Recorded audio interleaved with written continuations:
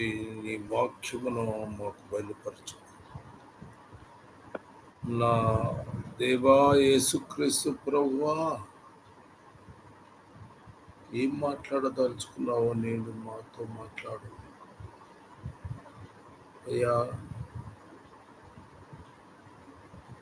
నీ ప్రజలను పోగు చేయు నాయన. ప్రతి ఒక్క నీకు భయభక్తులు కలిగి జీవించలాగా సహాయం చేయము నాయన. నువ్వు మాట్లాడమని నజరేయుడైన యేసుక్రీస్తు ప్రభు యొక్క దివ్యమైన నామం ద్వారా వేడుకొచ్చు ప్రార్థిస్తున్నాను తండ్రి. నా మాటలు ఎట్టున్నాయి? వినపడిందా? బాగానే ఉంది.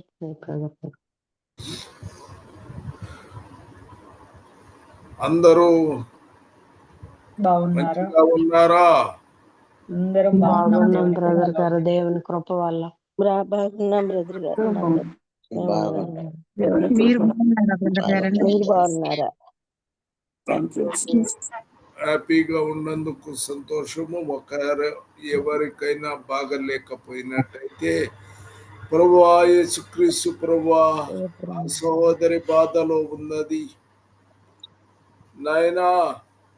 సహోదరిని నువ్వు ముద్రించు నాయనా. నాయనా, నువ్వు ఆ పిల్లను ఆశీర్వదించి కావించి కాపాడమని యేసుక్రీస్తు ప్రభు నామమున నన్ను వేడుకొనుచు ప్రార్థిస్తున్నాను తండ్రి.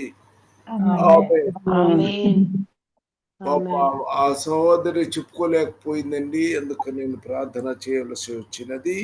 ఆమేన్. హల్లెలూయా. అందరూ అయితే చెప్పటం, అందరూ బాగున్నామని చెప్తున్నారు, సంతోషం. కానీ మరి ఎందుకు ఆ సహోదరికి మరి చెప్పలేకపోయింది? ఆమె ఎవరో నాకు తెలియదు. ఆయన ఆ సహోదరికి కూడా ఏదో సహకారము చేస్తాడు. ఆమేన్. హల్లెలూయా.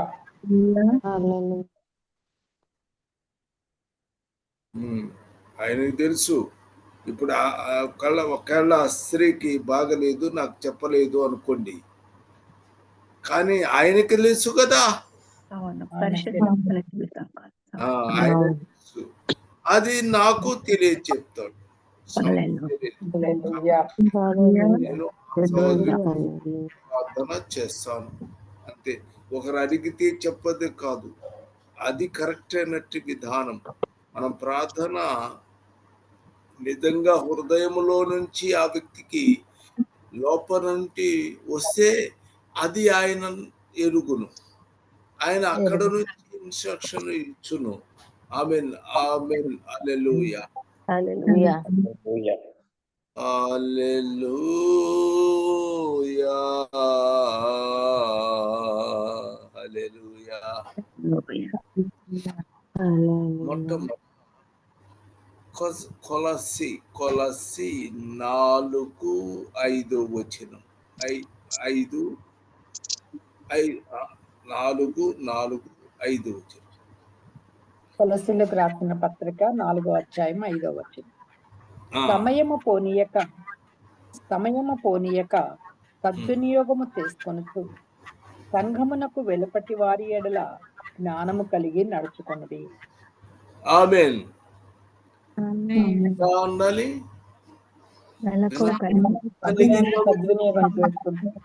సంఘములో ఉన్నటువంటి వాడితో కాదు, అందరితో కూడా మనము జ్ఞానము కలిగినటువంటి వారముగా. ఏ జ్ఞానము కలిగి ఉండాలి మనము? పైనుంచి వచ్చే జ్ఞానం, దైవ జ్ఞానం. మనమైతే ఇతరులలోంటి జ్ఞానము కాదు, మనము దేవుని యొక్క జ్ఞానము పొందుకొని ఆ జ్ఞానము మనకి నేర్పుతుంది. అది నేర్పిన ప్రకారముగా మనము నడవాలి. ఆ విధంగా మనముంటే దేవుడు మనల్ని ప్రేమిస్తాడు. ఆమేన్. హల్లెలూయా. హల్లెలూయా. హల్లెలూయా.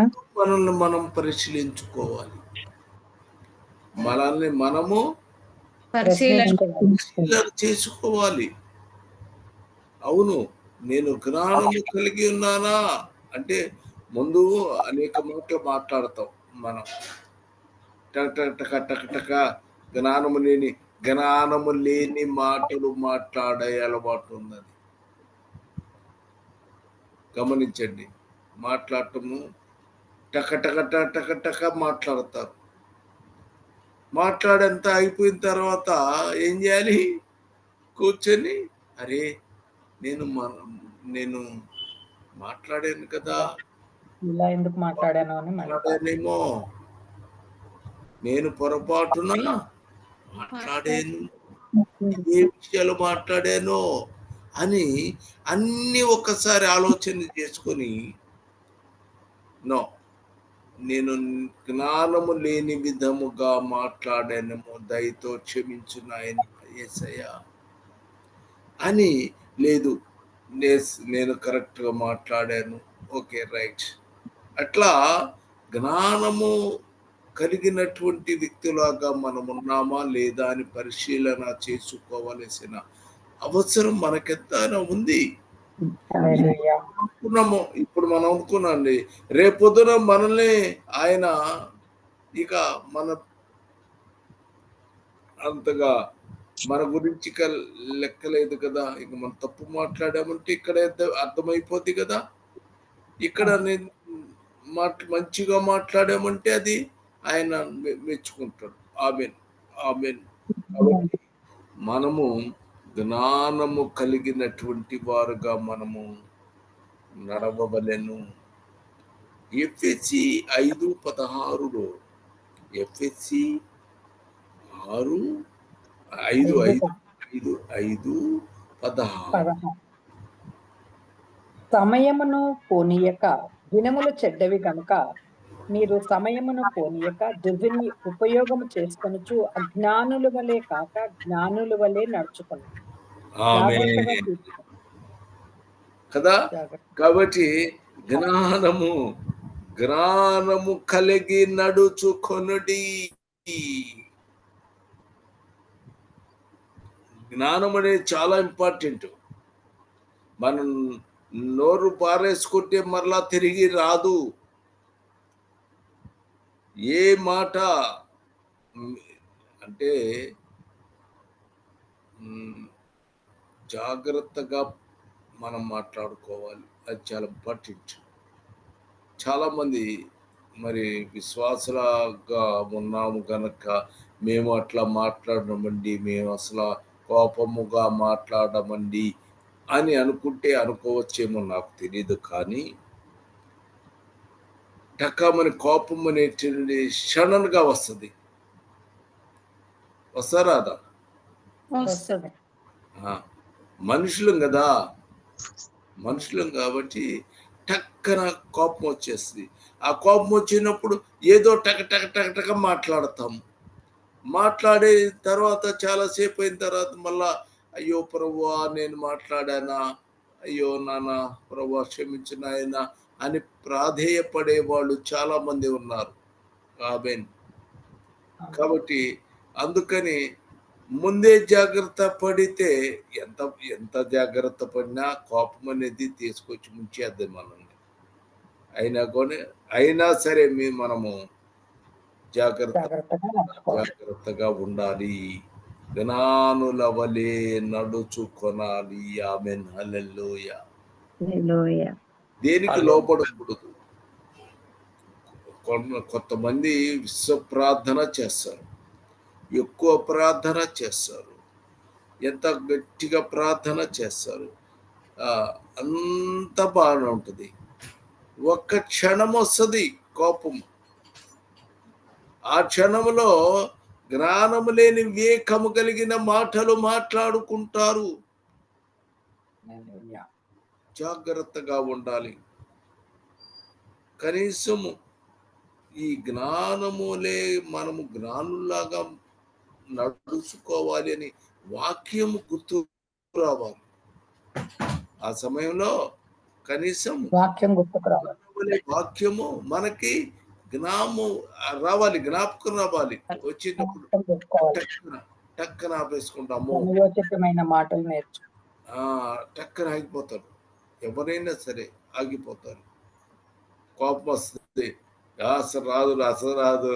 నాకు అబ్బే సిస్టర్ బ్రదర్, నేను అసలు కోపమే లేదను బ్రదర్, నేను అజ్ఞానంలాగా మాట్లాడను బ్రదర్, చాలా ఆలోచించి మాట్లాడుతూ ఉంటాను బ్రదర్.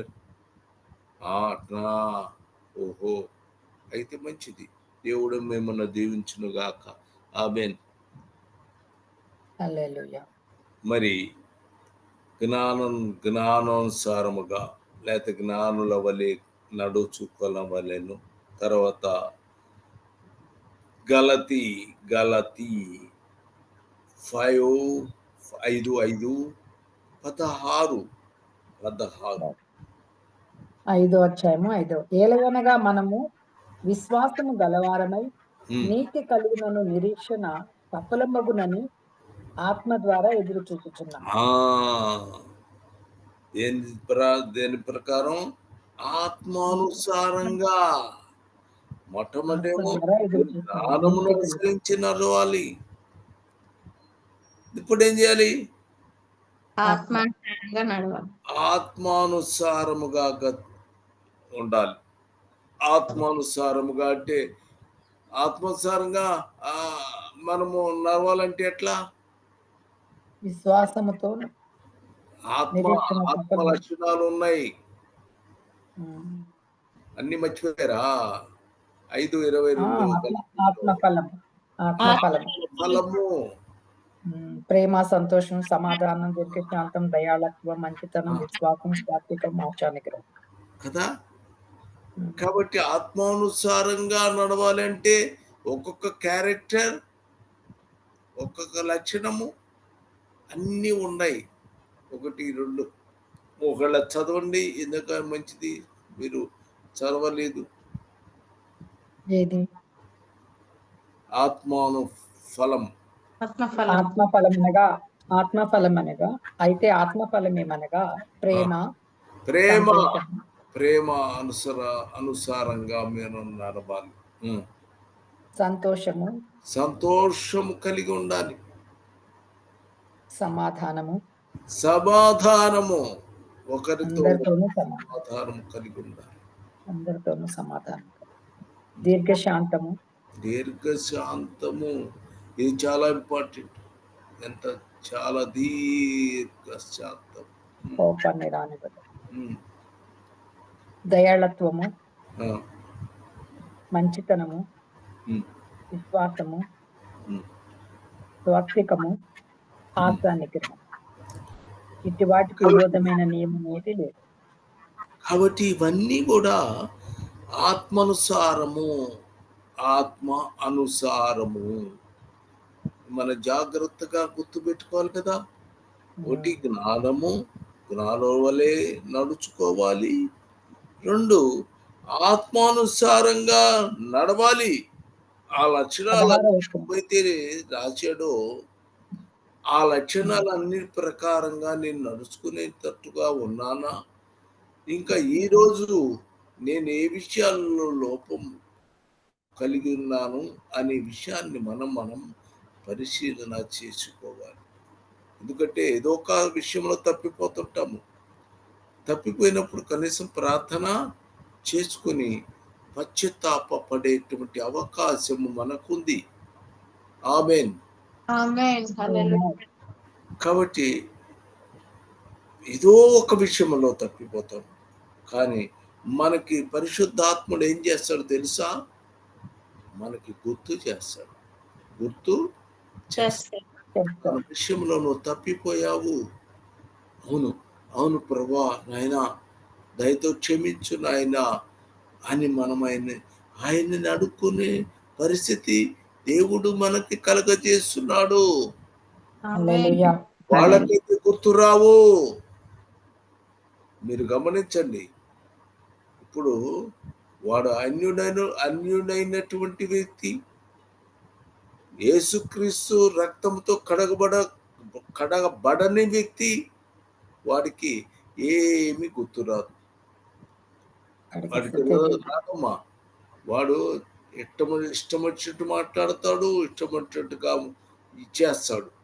వాడికి క్షమాపణ అనేటువంటిది వాని జీవితంలో ఉండదు. అవునా కాదా? పశ్చాత్తాపము క్షమాపణ పశ్చాత్తాపం వాడికి ఉండదు. లేదు. కానీ మీలో ఖచ్చితంగా పరిశుద్ధాత్ముడు పని చేస్తున్నాడు. ఆమేన్. హల్లెలూయా. హల్లెలూయా. మీ సాయంత్రం లోపు మొత్తం రాత్రి పడుకునే సమయం దానిలోపు భర్తతో కానీ, భార్యతో కానీ, వేరొకరితో కానీ, ఎవరితోనైనా కానీ గొడవ జరిగింది, లేకపోతే ఏమైంది అనే విషయము ఒక్క నిమిషంలోనే పరిశుద్ధాత్ముడు నీ లోపల తెలియచేస్తాడు. ఆమేన్. ఆమేన్.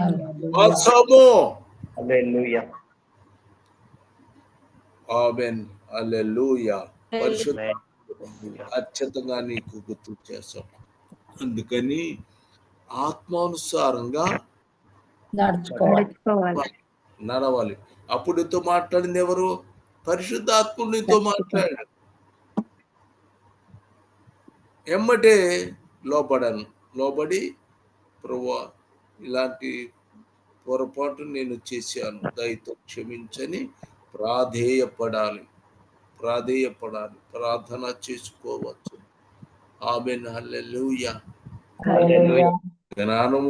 జ్ఞానవంతుల్లాగా నడుచుకోవాలి, ఆత్మానుసారమైన విధానంలో నడుచుకోవాలి.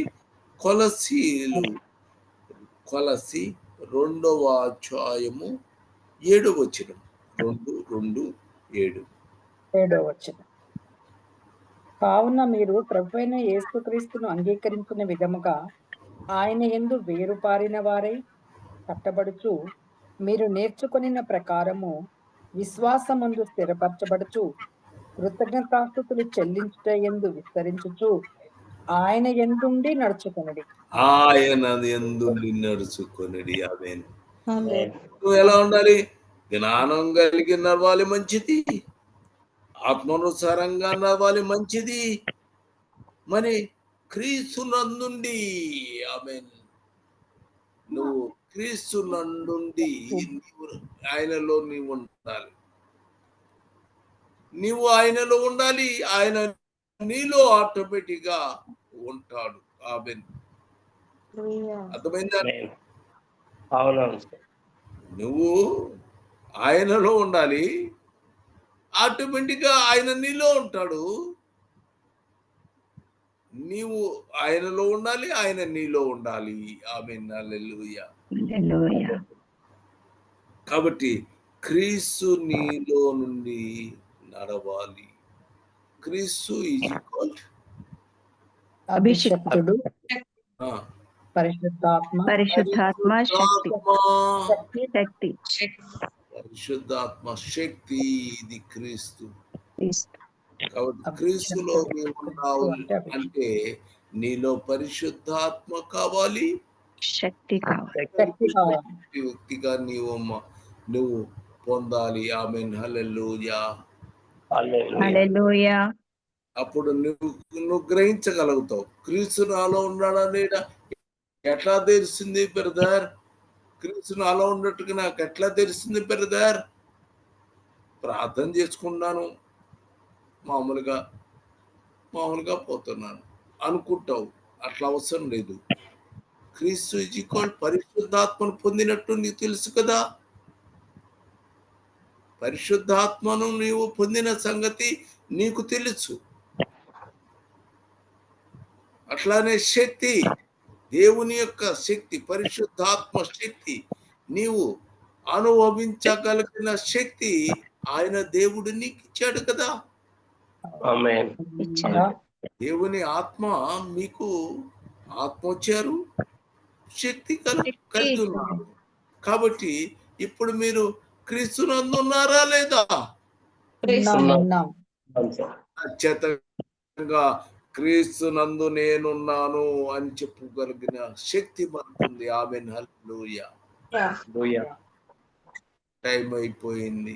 ఆమెన్. హల్లెలూయా. ప్రార్థన. హల్లెలూయా. హల్లెలూయా. సర్వోన్నతుడా దేవా యేసుక్రీస్తు ప్రభువా, నీవిచ్చిన వాక్యాన్ని నీ ప్రజలకు అందించి ఉన్నాను.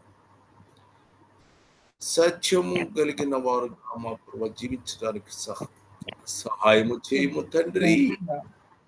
అయ్యా, జ్ఞానము కావాలి నాయన, మాకు నీ జ్ఞానం కావాలి ఆయన నా తండ్రి. ఆత్మానుసారంగా నడిచే శక్తి మాకు అయ్యా. మేము నీ యందు నిలవాలి మా ప్రభువా. మేము నీనే కలిగి ఉండాలి, నీ పరిశుద్ధాత్మ కలిగి ఉండాలి, నీ శక్తి మేము పొందుకోవాలి మా ప్రభువా. నీ కృప మాకు అనుగ్రహించమని ఇక్కడున్న ప్రతి బిడ్డను ఆశీర్వదించి కాపాడు అయ్యా. నా దేవా, ప్రతి ఒక్క బిడ్డను ఆశీర్వదించి దీవించి కాపాడమని యేసుక్రీస్తు ప్రభు యొక్క దివ్యమైన నామం ద్వారా వేడుకొనుచు ప్రార్థించుచున్నాను. ఆమేన్. ఆమేన్. Hallelujah. పల్లవి పాడండి అన్నమాట. చిన్న పల్లవి పాడండి.